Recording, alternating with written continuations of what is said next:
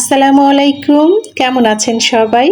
Faris family blog YouTube channel থেকে আমি ফারিয়া নতুন দিনে নতুন আরও একটি ব্লগ ভিডিও নিয়ে আপনাদের মাঝে কাছে এবং দূরে যে যেখান থেকে আমার আজকের ব্লগ ভিডিওটি দেখা শুরু করেছেন, আশা করি সবাই আল্লাহর অশেষ রহমতে ভালো আছেন, পরিবার পরিজন নিয়ে নিরাপদে আছেন। আলহামদুলিল্লাহ, আমিও আমার পরিবারের পরিজন নিয়ে ভালো আছি। সকালের নাস্তা থেকে আজকের ব্লগ ভিডিওটি শেয়ার করছি। অনেক সময় দেখা যায় কি, রুটি বানিয়ে দেওয়ার পরে বাচ্চারা বায়না ধরে পরোটা খাবে, বা অনেক সময় নিজেদের ইচ্ছে করে একটা পরোটা বানিয়ে খাই, কিন্তু পরোটা বানানোর সময়ও থাকে না হাতে। তখন আমরা কি করতে পারি, তখন কিন্তু আমরা রুটি সুন্দর করে পরোটা বানিয়ে নিতে পারি। এভাবে যদি রুটিতে তেল দিয়ে পরোটা বানিয়ে নিই, খেতে কিন্তু খুব একটা খারাপ লাগে না, তাই না? এটা কিন্তু অনেকটা ফাঁকিবাজি পরোটা। আমি মাঝে মধ্যে আমার বাচ্চাদের জন্য বা আমার জন্য এভাবে পরোটা বানিয়ে নিই। তো এভাবে কিন্তু আমরা ফাঁকিবাজি পরোটা বানিয়ে নিতে পারি খুব সহজেই, চটজলদি। তো আমার জন্য আজকে খুব মজার করে দুটো পরোটা বানিয়ে নিলাম, মানে ওই যে রুটিকে পরোটা বানিয়ে নিয়েছি আর সাথে চা। তো সকালবেলা মাঝে মধ্যে দুধ চাটা খাওয়া হয়, আর সন্ধ্যার সময় মাঝে মধ্যে রং চা খাই বা মশলা দিয়ে চা বানিয়ে খাই। মাঝে মধ্যে দেখা যায় কি, আমার বাচ্চাদের যে রাতেবেলা দুধ ভাত খায়, তো সেখান থেকে কিছুটা দুধ থাকে, আর সেই অবশিষ্ট দুধ দিয়ে সকালবেলা দুধ চা বানিয়ে নিয়েছি। যদিও দুধ চা আমাদের শরীরের জন্য একদমই ভালো না, তবে ওই যে সকালবেলা দেখা যায় দুধ চা খাই, আবার সন্ধ্যাবেলাতে রং চাটা খাই। চা ছাড়া আমার চলেই না। এই প্রচণ্ড গরমের মধ্যেও আমি 2 বেলা চা খাই, সকালে আর বিকালে। তো নিজের জন্য খুব সুন্দর করে সাজিয়ে দুটো পরোটা আর সাথে 1 কাপ চা নিয়ে বসিয়েছি। আজকে খুব সকালে ঘুম থেকে উঠেছি, রাতে ঠিকমতো ঘুম হয় নাই, এত বেশি কারেন্ট চলে যায়, মাঝরাতেও দেখা যায় কারেন্ট চলে যায়। তো রাতে ঠিকমতো ঘুমাতে পারিনি, খুব সকালেই ঘুম থেকে উঠেছি, তাই নিজের জন্য সুন্দর করে একটু সাজিয়ে গুছিয়ে নাস্তা রেডি করেছি। আমার বাচ্চারা এখনও ঘুমাচ্ছে। আজকে সংসারের কাজগুলো একা হাতেই করব, হেল্পিং হ্যান্ড ছাড়া। প্রচণ্ড গরমের মধ্যে হেল্পিং হ্যান্ড ছাড়া আমি কিভাবে আমার সংসারের কাজগুলো ধাপে ধাপে নির্দিষ্ট সময়ের মধ্যে শেষ করেছি, সব কিছু নিয়েই আজকের ব্লগ ভিডিওটি সাজিয়েছি। আশা করি আপনাদের কাছে একটু হলেও ভালো লাগবে। ভালো লাগলে একটা লাইক দিতে ভুলবেন না প্লিজ। আর যারা প্রথম আজকে আমার ভিডিও দেখছেন, আমার এই ছোট্ট চ্যানেলে নতুন, চাইলে কিন্তু আমার এই চ্যানেলটি সাবস্ক্রাইব করে পাশে থাকতে পারেন। নাস্তার পর্ব শেষ করে চলে এলাম, থালা বাসন যেগুলো ছিল ভালো মতো পরিষ্কার করে নিব, যেহেতু হেল্পিং হ্যান্ড মেয়েটা আসবে না, তো আগে থেকে বলে দিয়েছিল যে আসবে না। তো নাস্তা খাওয়ার পরে যে থালা বাসন হয়েছিল সব কিছুই আমি পরিষ্কার করে নেব। বিয়ের পরে একটা মেয়ের জীবনে অনেক পরিবর্তন আসে। যে মেয়েটা বিয়ের আগে নখ কালো হওয়ার ভয়ে থালা বাসন পাতিল পরিষ্কার করতো না, দেখবেন সে মেয়েটাই বিয়ের পরে পরম যত্ন নিয়ে থালা বাসন পরিষ্কার করে। তখন কিন্তু আর নখের চিন্তা করে না, তখন চিন্তা করে কিভাবে আমি আমার থালা বাসন হাঁড়ি পাতিল ঘষে ঘষে চকচকে করব। এই হচ্ছে মেয়েদের জীবন, তাই না?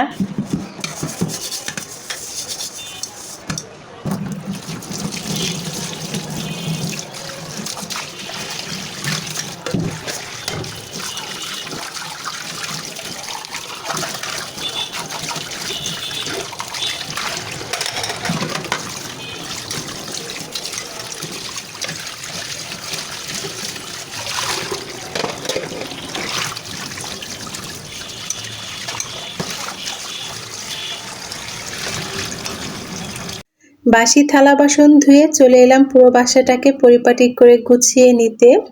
আমি যেহেতু আজকে সংসারের সব কাজগুলো একা হাতেই করব, তো ভাবলাম আজকে সব ফার্নিচারগুলো সুন্দর করে পরিষ্কার করে নেই।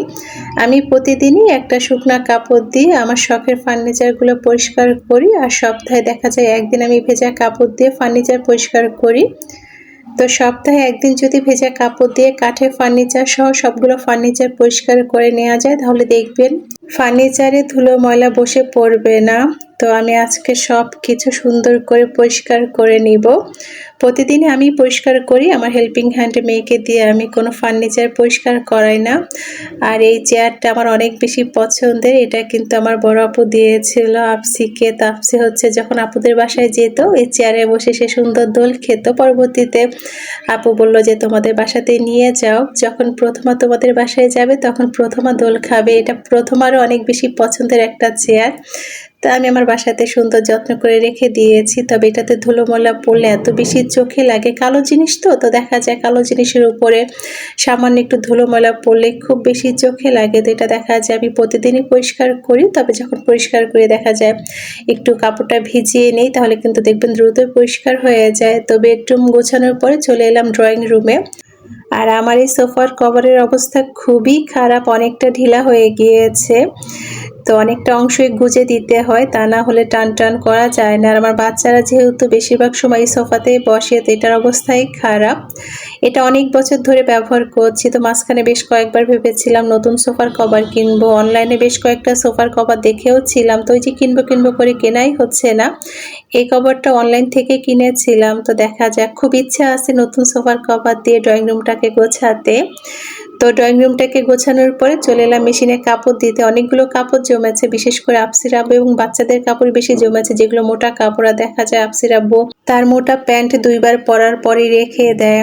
তো গোসলের সময় তখন আর মোটা কাপড়গুলো ধুইতে ইচ্ছে করে না। তো একসাথে বেশি করে কাপড় জমি, বিশেষ করে আফসির আব্বুর আর বাচ্চাদের বলতে আফসি আর আসে যে মোটা কাপড়গুলো থাকে, যেগুলো একটু ভারী, সেগুলো মেশিনেই দিয়ে দিই। আর পাতলা কাপড়গুলো দেখা যায় মাঝে মধ্যে আমি গোসলের সময় ধুয়ে দিই। তবে আজকে অনেক বেশি খারাপ লাগছিল, তো ভাবলাম কিছু মোটা কাপড় আছে যেগুলো একটু ভারী, আর সাথে বাচ্চাদের টুকিটাকি কিছু কাপড় চোপড় আছে, সব একসাথেই আজকে ধুয়ে নিব মেশিনেই।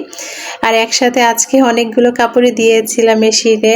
বেশ কয়েকদিন ধরে তীব্র গরম পড়া শুরু করেছে। আমরা যারা গৃহিণীরা আছি, আমরা যদি তীব্র গরমের মধ্যেও সংসারের কাজগুলো সকাল থেকে একটু ধাপে ধাপে প্ল্যান করে থাকি, তাহলে দেখবেন নির্দিষ্ট সময়ের আগে সংসারের সবগুলো কাজ শেষ হয়ে যাবে। সকালবেলা ঘুম থেকে উঠে যদি আমরা চিন্তা করি কোন কাজের পরে কোন কাজটা করব বসে না থেকে, তাহলে দেখবেন দুপুরের আগে সংসারের সবগুলো কাজ শেষ হয়ে যাবে। তো আমি মেশিনে কাপড় দিয়ে দিলাম, দেখা যাবে রান্না শেষ হওয়ার আগে মেশিনে কাপড়টা হয়ে যাবে। তখন আমি বারান্দাতে নেড়ে দিলে শুকিয়েও যাবে। আর এখন যেহেতু অনেক বেশি রোদ থাকে, বেশি সময়ও লাগবে না কাপড় শুকাতে।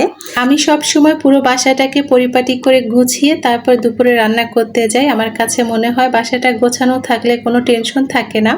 হঠাৎ করে যদি বাসায় কেউ চলে আসে, তখন কিন্তু বাসাটাও গোছানো থাকে, বাড়তি একটা টেনশন থাকে না মাথার উপরে।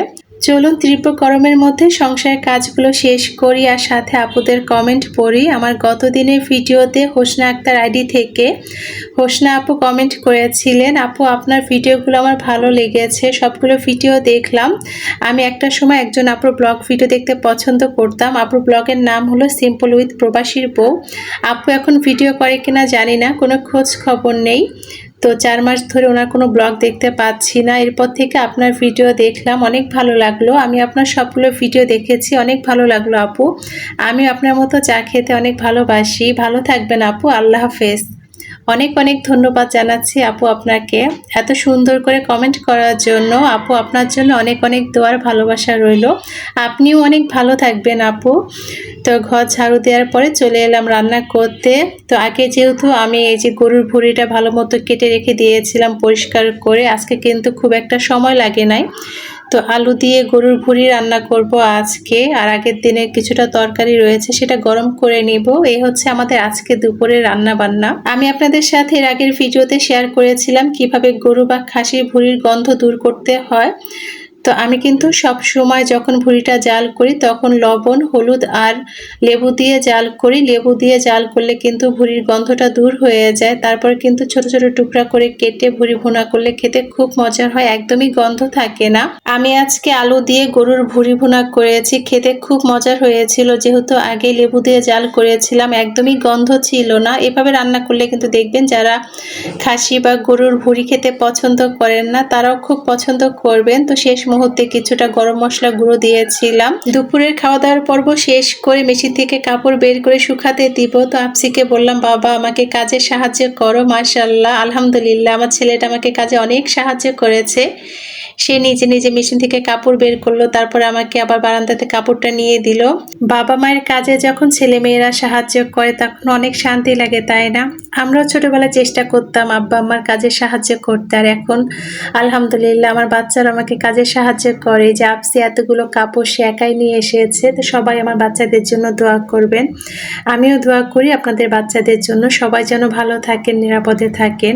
তো জানি না এতক্ষণ কে কে আমার সাথে আছেন, আমার কথাগুলো শুনে যাচ্ছেন, এতক্ষণ অনেক ধৈর্য নিয়ে কষ্ট করে আমার পুরো ভিডিওটি দেখার জন্য সবাইকে অনেক ধন্যবাদ জানাচ্ছি। সকলে সুস্বাস্থ্য আর দীর্ঘায়ু কামনা করে আজকের মতো বিদায় নিচ্ছি। আল্লাহ হাফেজ। আসসালামু আলাইকুম।